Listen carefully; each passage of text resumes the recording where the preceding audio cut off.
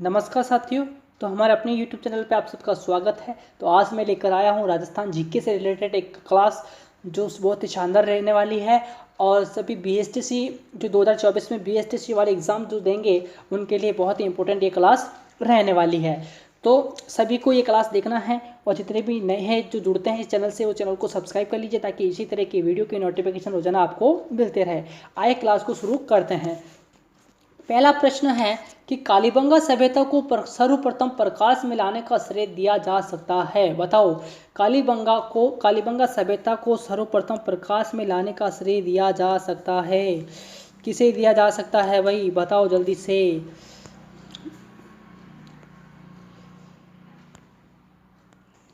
किसे दिया जा सकता है कालीबंगा सभ्यता को सर्वप्रथम प्रकाश में लाने का श्रेय किसे दिया जा सकता है। ए अमलानंद घोष को, बी VN मिश्र को, सी अक्षय कीर्ति व्यास को, डी VS सिंधे। बताओ किसे दिया जा सकता है। तो इसका जो सटीक आंसर रहेगा वो रहेगा अमलानंद घोष को। ऑप्शन ए यहाँ पर सही है, अमलानंद घोष जिसने 1952 के अंदर कालीबंगा सभ्यता की खोज की थी। अगला क्वेश्चन देखिएगा, आहड़ का प्राचीन नाम था। बताओ आहड़ का प्राचीन नाम क्या है। क्या लोहे युगीन सभ्यता कहा जाता है, क्या ताम्रवती नगरी कहा जाता है, ए बी दोनों सही है, या काशी युगीन सभ्यता कहा जाता है। बताओ इसका उत्तर आप क्या देना चाहेंगे कि आहड़ का प्राचीन नाम था। क्या नाम आ जाएगा आहड़ का प्राचीन नाम। तो ऑप्शन बी जो है यहाँ पर सही रहेगा, आहड़ का प्राचीन नाम जो है ताम्रवती नगरी यहाँ पर मिलता है। क्वेश्चन नंबर 3 देखिएगा। क्वेश्चन नंबर 3 है किस पुरातात्विक स्थल में जूते हुए खेत का साक्ष्य प्राप्त हुआ है। तो किस पुरातात्विक स्थल में जूते हुए खेत का साक्ष्य प्राप्त हुआ है। क्या घिलुन से प्राप्त हुआ है, या आहड़ से प्राप्त हुआ है, क्या कालीबंगा से प्राप्त हुआ है, या बेरहाट से प्राप्त हुआ है। बताओ क्या उत्तर देंगे इसका। किस पुरातात्विक स्थल में जूते हुए खेत का साक्ष्य प्राप्त हुआ है। ऑप्शन कौन सा यहाँ पर सही रहेगा। तो ऑप्शन जो है यहाँ पर सी ऑप्शन सही रहेगा, कालीबंगा। क्या रहेगा, कालीबंगा। आपको कमेंट बॉक्स में बताना है कि आपके यहाँ पर जितने भी क्वेश्चन हैं उनमें से कितने आपके राइट होते हैं। कमेंट बॉक्स में जरूर बताइएगा, ठीक है। तो यहाँ पर कालीबंगा आंसर सही रहेगा। क्वेश्चन नंबर 4 देखिएगा। क्वेश्चन नंबर 4 है कि राजस्थान की किस सभ्यता को आघाटपुर या आहार दुर्ग कहा जाता है। ये प्रश्न बार बार एग्जाम में आ रहा है और आया हुआ है, तो इस प्रश्न को ध्यान से देखिएगा कि राजस्थान की किस सभ्यता को आघाटपुर या आहार दुर्ग कहा जाता है। क्या गणेश्वर सभ्यता को कहा जाता है, क्या कालीबंगा को कहा जाता है, क्या आहार को कहा जाता है, क्या बेरहाट को कहा जाता है। बताओ किस सभ्यता को कहा जाता है। इसका आंसर आप क्या देना चाहेंगे। इसका सही आंसर होगा आहार सभ्यता, जो कि उदयपुर के अंदर आ जाएगी। गणेश्वर सभ्यता आपके सीकर जिले के अंदर है, कालीबंगा सभ्यता आपके हनुमानगढ़ जिले के अंदर आ जाएगी, और बेरहाट जो है ये जयपुर के अंदर आ जाएगी, ठीक है। क्वेश्चन नंबर अगला देखिएगा 5, लाल काले मृदभांड वाली संस्कृति का प्रमुख केंद्र कौन सा है। प्रश्न ये भी इंपॉर्टेंट है, ठीक है। तो इसे भी ध्यान से देखिएगा। लाल काले मृदभांड वाली संस्कृति का प्रमुख केंद्र था, तो गणेश्वर था क्या, कालीबंगा था क्या, बेरहाट था या आहड़ था। बताओ कौन सा उत्तर यहाँ पर सही रहेगा कि लाल काले मृदभांड वाली संस्कृति का प्रमुख केंद्र था। तो इसका सही आंसर रहेगा आहड़ सभ्यता, ठीक है, जिसकी खोज 1956 के अंदर अक्षय कीर्ति व्यास के द्वारा की गई थी। ओके, अगला देखिएगा। क्वेश्चन नंबर 5 है कि बागोर की सभ्यता किस नदी के किनारे स्थित है। बताओ बागोर की सभ्यता किस नदी के किनारे स्थित है। क्या खारी नदी के किनारे स्थित है, क्या घग्गर नदी के किनारे स्थित है, क्या कोठारी नदी के किनारे स्थित है, क्या उपयुक्त में से कोई नहीं। बताओ इसका आंसर आप क्या देना चाहेंगे कि बागोर की जो सभ्यता है वो किस नदी के किनारे स्थित है। तो इसका आंसर आप क्या रहेगा। इसका आंसर रहेगा ऑप्शन सी कोठारी नदी, जो कि भीलवाड़ा के अंदर आ जाएगी। बागोर की सभ्यता भीलवाड़ा के अंदर है, कोठारी नदी के इस किनारे स्थित यहाँ पर आ जाएगी। अगला क्वेश्चन देखिएगा। क्वेश्चन नंबर 7 है कि प्राचीन टाटानगर के नाम से जाना जाता है। बताओ प्राचीन टाटानगर के नाम से किसे जाना जाएगा। क्या रेड टोक को कहेंगे, क्या सोनारी झुंझुनू को कहेंगे, क्या नलेसर को कहा जाएगा, या उपरोक्त में से कोई नहीं। क्या आंसर आप देना चाहेंगे इसका। प्राचीन टाटानगर के नाम से जाना जाता है, बताओ किसे जाना जाता है प्राचीन टाटानगर के नाम से। तो सोनारी झुंझुनू को किसको जाना जाता है, रेड टोंको को जाना जाता है। प्राचीन टाटानगर के नाम से जाना जाता है रेड को, ये टोंक के अंदर आ जाएगा। ओके, अगला देखिएगा। क्वेश्चन नंबर 8 है कि कालीबंगा का शाब्दिक अर्थ किससे लिया जाता है। कालीबंगा का शाब्दिक अर्थ किससे लिया जाता है। सभ्यता से सारे मैं इंपॉर्टेंट प्रश्न लेकर आया हूँ, जितने भी यहाँ पर प्रश्न आ रहे हैं। तो कालीबंगा का शाब्दिक अर्थ किससे लिया जाता है। क्या लाल चूड़िया से लिया जाता है, काली चूड़िया से लिया जाता है, मिट्टी के बर्तनों से लिया जाता है, ये यहाँ से मिले कुछ अवशेषों से लिया जाता है। तो कालीबंगा का शाब्दिक अर्थ क्या है ये आपको बताना है, बताएं जल्दी से। कालीबंगा का शाब्दिक अर्थ क्या होता है? तो कालीबंगा का शाब्दिक अर्थ होता है काली चूड़िया। क्या होता है, ध्यान रखना है, काली चूड़िया। ओके, अगला देखिएगा क्वेश्चन नंबर 9 है, खानवा का युद्ध कब लड़ा गया? खानवा का युद्ध जो है बाबर और राणा सांगा के मध्य लड़ा गया था। तो ये कब लड़ा गया था बताओ? 1526 के अंदर लड़ा गया था, 1525 के अंदर लड़ा गया था, 1527 के अंदर लड़ा गया था, या 1528 के अंदर लड़ा गया था? बताओ खानवा का युद्ध कब हुआ था? तो ये हुआ था, खानवा का युद्ध हुआ था 1527 ईस्वी के अंदर। कब हुआ था भाई? 1527 ईस्वी के अंदर जो है खानवा का युद्ध हुआ था। अगला क्वेश्चन देखिएगा, क्वेश्चन नंबर 10 है कि गणेश्वर सभ्यता किस नदी के किनारे विकसित हुई है? बताओ, गणेश्वर सभ्यता जो कि सीकर जिले के अंदर है, ये किस नदी के किनारे विकसित हुई है? बताओ, प्रश्न इंपॉर्टेंट है ये भी। तो क्या कातली नदी के किनारे विकसित हुई है? क्या बाणगंगा नदी के किनारे विकसित हुई है? क्या लूनी नदी के किनारे विकसित हुई है? क्या रूपारेल नदी के किनारे विकसित हुई है? बताओ जल्दी से कि गणेश्वर सभ्यता किस नदी के किनारे विकसित हुई है? बताओ, इसका आंसर आप क्या देना चाहेंगे? तो ये हुई है कातली नदी के किनारे। गणेश्वर सभ्यता जो है कातली नदी के किनारे विकसित हुई है, सीकर जिले के अंदर आ जाएगी। ये भी आपको ध्यान में रखना है। अगला देखिएगा, क्वेश्चन नंबर 11 है कि पृथ्वीराज तृतीय किस राजा की पुत्री सहयोगिता को स्वयंवर से उठा लाया था? प्रश्न इंपॉर्टेंट है, ये भी टिक लगा लेना कि पृथ्वीराज तृतीय किस राजा की पुत्री सहयोगिता को स्वयंवर से उठा लाया था? क्या बलभद्र की पुत्री थी? क्या वाकपति की थी? क्या जयचंद्र की थी? या जगमाल की थी? बताओ कौन सा उत्तर यहाँ पर रहेगा, जल्दी से बताइए। तो यहाँ पर उत्तर हो जाएगा अपना प्रश्न 11वीं का सी, ऑप्शन सी यहाँ पर रहेगा, जयचंद्र। ठीक है, पृथ्वीराज तृतीय किस राजा की पुत्री सहयोगिता को स्वयंवर से उठा लाया था? तो जयचंद्र यहाँ पर आ जाएगा, जयचंद्र यहाँ पर आ जाएगा। अगला क्वेश्चन देखिएगा, क्वेश्चन नंबर 12 है कि चौहानों ने सर्वप्रथम अपनी राजधानी बनाई। बताओ, चौहानों ने सर्वप्रथम अपनी राजधानी किसे बनाया था? क्या नागौर अहिच्छत्रपुर को बनाया, सांबर को बनाया, अजमेर को बनाया, या दिल्ली को बनाया? बताओ किसे बनाया था? तो इसका आंसर क्या रहेगा? नागौर अहिच्छत्रपुर। ठीक है, नागौर को चौहानों ने सर्वप्रथम अपनी राजधानी बनाई थी।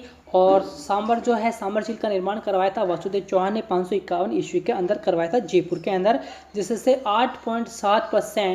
8.7% जो है नमक का उत्पादन किया जाता है। अगला क्वेश्चन देखिएगा, क्वेश्चन नंबर 13 है कि हल्दी घाटी का युद्ध कब लड़ा गया था? हल्दी घाटी का युद्ध कब लड़ा गया है? तो जून 1570 में, जून 1574 में, जून 1577 में, या जून 1576 के अंदर लड़ा गया? बताओ कब लड़ा गया हल्दी घाटी का युद्ध? ये तो आपको कंफर्म हो गया होगा कि ये युद्ध जो हुआ है जून के अंदर हुआ है, लेकिन सन बताना है कि हल्दी घाटी का युद्ध कब हुआ था। बताओ इसका ऑप्शन क्या रहेगा सही? तो हल्दी घाटी का युद्ध जो हुआ था वो होता जून 1576 के अंदर हुआ था। ऑप्शन डी यहाँ पर सही रहेगा। अगला देखिएगा, क्वेश्चन नंबर 14 है कि 1576 ईस्वी में महाराणा प्रताप ने किस स्थान को मेवाड़ की राजधानी बनाई थी? बताओ किसे बनाया था? क्या दिवेर को बनाया, क्या कोमलगढ़ को बनाया, चावंड को बनाया, या चित्तौड़गढ़ को बनाया? 1576 ईस्वी में महाराणा प्रताप ने किस स्थान को मेवाड़ की राजधानी बनाई थी? बताओ इसका उत्तर क्या रहेगा? ऑप्शन कौन सा सही इसका आंसर रहेगा? तो चावंड आ जाएगा। क्या आ जाएगा? चावंड। चावंड जो है संकटकालीन राजधानी थी महाराणा प्रताप की। तो 1576 ईस्वी में महाराणा प्रताप ने इस स्थान को राजधानी बनाया था। क्वेश्चन नंबर 15 देखिएगा, क्वेश्चन नंबर 15 है कि राजस्थान सेवा संघ की स्थापना किसके द्वारा की गई थी? प्रश्न इंपॉर्टेंट है ये भी। राजस्थान सेवा संघ की स्थापना किसके द्वारा की गई थी? विजय सिंह पथिक के द्वारा, माणिक्यलाल वर्मा के द्वारा, प्रताप सिंह के द्वारा, या केसरी सिंह बारठ के द्वारा? तो राजस्थान सेवा संघ की स्थापना किसके द्वारा की गई थी? बताओ जल्दी से। राजस्थान सेवा संघ की स्थापना जो की गई थी वो विजय सिंह पथिक के द्वारा की गई थी। ऑप्शन ए यहाँ पर सही रहेगा। ओके, अगला क्वेश्चन देखिएगा, क्वेश्चन नंबर 16 है कि बिजोलिया किसान आंदोलन की समाप्ति तिथि है? बताओ सबसे लंबा चलने वाला ये किसान आंदोलन है जो 44 वर्षों तक चला था। कब तक चला था भाई? 44 वर्षों तक चलने वाला ये किसान आंदोलन है। ठीक है, बिजोलिया किसान आंदोलन की समाप्ति तिथि है। बताओ क्या है भाई? बिजोलिया किसान आंदोलन की समाप्ति तिथि 1941। कौन सा आ जाएगा भाई? 1941 यहाँ पर ऑप्शन सही रहेगा। ठीक है, 1941 बिजोलिया किसान आंदोलन समाप्त हुआ था। अगला क्वेश्चन देखिएगा, क्वेश्चन नंबर 17 है कि बिजोलिया ठिकाने का संस्थापक कौन था? बताओ बिजोलिया किसान जो आंदोलन था उसके ठिकाने का संस्थापक कौन था? कौन था भाई संस्थापक? क्या अशोक परमार था, क्या श्रीलाल जोशी था, या विठल दास था, या विजय सिंह पथिक था? बताओ कौन सा ऑप्शन यहाँ पर सही रहेगा? बिजोलिया ठिकाने का संस्थापक कौन था? तो ये था अशोक परमार। कौन था भाई? अशोक परमार। यहाँ पर ऑप्शन सही रहेगा। अगला क्वेश्चन देखिएगा, क्वेश्चन नंबर 18 है कि राव जेतसिरो छंद की रचनाकार है। बताओ राव जेतसिरो छंद की रचनाकार कौन है मेरे भाई? प्रश्न इंपॉर्टेंट है, एग्जाम में पूछा भी जाता है। राव जेतसिरो छंद के रचनाकार कौन है? क्या पद्मनाभ है, क्या अलबरूनी है, क्या बिट्टू सुजाजी है, क्या उद्योतन सूरी है? उद्योतन सूरी है।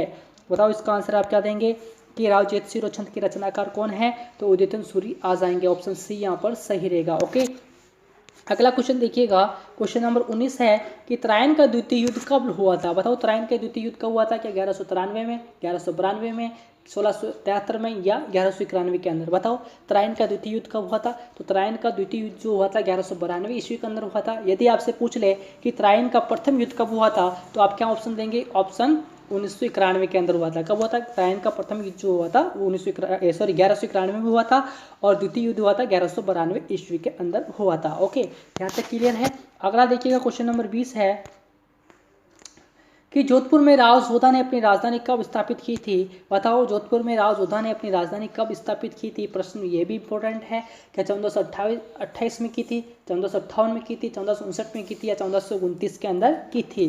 जोधपुर में राव जोधा ने अपनी राजधानी कब स्थापित की थी। बताओ 1459 के अंदर की थी। कब की थी भाई, 1459 के अंदर की थी। यहाँ पर ऑप्शन जो है सी यहाँ पर सही रहेगा। ठीक है, 1459 के अंदर की थी। ये ऑप्शन आपका डी है। ओके, ये ऑप्शन आपका डी हो जाएगा। ओके, तो 1459 के अंदर राव जोधा ने अपनी राजधानी स्थापित की थी जोधपुर पर। ठीक है, अगला क्वेश्चन देखिएगा, क्वेश्चन नंबर 21 है कि एक मुट्ठी बाजरे के लिए मैं हिंदुस्तान की बादशाह खो देता, उपयुक्त कथन किसका है। क्या रणमल का कथन है, क्या शेरशाह सूरी का कथन है, क्या हुमायूं का कथन है या औरंगजेब का कथन है। बताओ एक मुट्ठी बाजरे के लिए मैं हिंदुस्तान की बादशाह खो देता, उपयुक्त कथन किसका है। तो ये कथन किसका है भाई, जल्दी से बता दीजिए। प्रश्न इंपॉर्टेंट, एग्जाम आया हुआ भी है और आ सकता है आगे भी। ओके, तो ये कथन जो दिया था वो शेरशाह सूरी ने दिया था। किसने दिया था भाई, शेरशाह सूरी का कथन आ जाएगा। ओके, अगला क्वेश्चन देखिएगा, क्वेश्चन नंबर 22 है कि राजस्थान का थर्मोपली किसे कहा जाता है। बताओ राजस्थान का थर्मोपली किसे कहा जाता है। प्रश्न इंपॉर्टेंट है बीएसटीसी वालों के लिए। बीएसटीसी 2024 में जितने भी प्री का एग्जाम देने वाले हैं उन सबके लिए इंपॉर्टेंट क्वेश्चन है ये। ठीक है, राजस्थान का थर्मोपली किसे कहा जाता है। क्या साचौर को कहा जाता है, क्या हल्दीघाटी को कहा जाता है, क्या नाथद्वारा को कहा जाता है या बदनौर को कहा जाता है। बताओ जल्दी से बता दीजिएगा कि राजस्थान का थर्मोपली किसे कहा जाता है। तो हल्दीघाटी को कहा जाता है, जो कि कहाँ पर है, हल्दीघाटी राजसमंद के अंदर आ जाएगी। ओके, क्वेश्चन नंबर 23 है। क्वेश्चन नंबर 23 देखिएगा कि मारवाड़ के किस शासक को फारसी इतिहासकारों ने हसमत वाला शासक कहा था। प्रश्न इंपॉर्टेंट है, हसमत वाला शासक यहाँ पर आ जाएगा। कौन है भाई हसमत वाला शासक, किसे कहा जाता है हसमत वाला शासक। जल्दी से बता दीजिए इस प्रश्न का उत्तर कि हसमत वाला शासक किसे कहा जाता है। क्या राव मालदेव को कहते हैं, राणा सांगा को कहा जाता है, राव चुंडा को कहा जाता है या राणा उदय को कहा जाता है। बताओ जल्दी से इसका आंसर क्या देंगे। मारवाड़ की किस शासक को फारसी इतिहासकारों ने हसमत वाला शासक कहा है। तो राव मालदेव को कहा था। किसे कहा था भाई, राव मालदेव यहाँ पर सही आंसर रहेगा, जिसे 52 युद्धों का विजेता कहा जाता है। ओके, आगे देखिएगा, क्वेश्चन नंबर 24 है कि डूडान राज्य की स्थापना किसके द्वारा की गई थी। प्रश्न इंपॉर्टेंट है कि डूडान राज्य की स्थापना किसके द्वारा की गई थी। तो बताओ राव मालदेव के द्वारा की गई थी, राव सिंह के द्वारा की गई थी, दुल्हे राय के द्वारा की गई थी या उपरोक्त सभी। ऑप्शन कौन सा यहाँ पर सही रहेगा कि डूडान राज्य की स्थापना किसके द्वारा की गई थी। बताओ किसके द्वारा की गई थी। तो इसका सही आंसर रहेगा दुल्हे राय। कौन सा रहेगा भाई, दुल्हे राय। यहाँ पर ऑप्शन सी सही है। ओके, अगला क्वेश्चन देखिएगा, क्वेश्चन नंबर 25 है कि पोथीखाना संग्रहालय स्थित है। बताओ वेरी सिंपल क्वेश्चन, पोथीखाना संग्रहालय कहाँ पर स्थित है भाई। क्या बीकानेर में स्थित है, राजसमंद में स्थित है, अजमेर में स्थित है या जयपुर के अंदर स्थित है। बताओ पोथीखाना संग्रहालय कहाँ पर स्थित है। तो पोथीखाना संग्रहालय जो है ये जयपुर के अंदर स्थित है। कहाँ पर है भाई, जयपुर के अंदर स्थित है। ओके, आगे देखिएगा, क्वेश्चन नंबर 26 है कि औरंगजेब की मृत्यु तक अपने को स्वतंत्र करने का प्रयास करने वाला राजपूत राज्य कौन सा था। प्रश्न ये भी इंपॉर्टेंट है कि औरंगजेब की मृत्यु तक अपने को स्वतंत्र करने का प्रयास करने वाला राजपूत राज्य कौन सा था। क्या मारवाड़ था, डूनार था या मेवाड़ था या उपरोक्त में से कोई नहीं। बताओ कौन सा ऑप्शन यहाँ पर सही रहेगा। तो यहाँ पर ऑप्शन ए यहाँ पर सही रहेगा। ठीक है, ऑप्शन ए यहाँ पर सही है। तो ये था अपनी सुंदर सी क्लास थी। आगे क्वेश्चन है क्या देख लेते हैं। क्वेश्चन 26 तक ही है। तो उम्मीद करता हूँ क्लास ज़रूर पसंद आई होगी आपको। जो जल्दी से लाइक कर दीजिए और ज़्यादा से ज़्यादा आपको शेयर भी करना है और जितने भी नए चैनल से जुड़े हैं वो चैनल को सब्सक्राइब भी कर लेगा। ओके, तो धन्यवाद।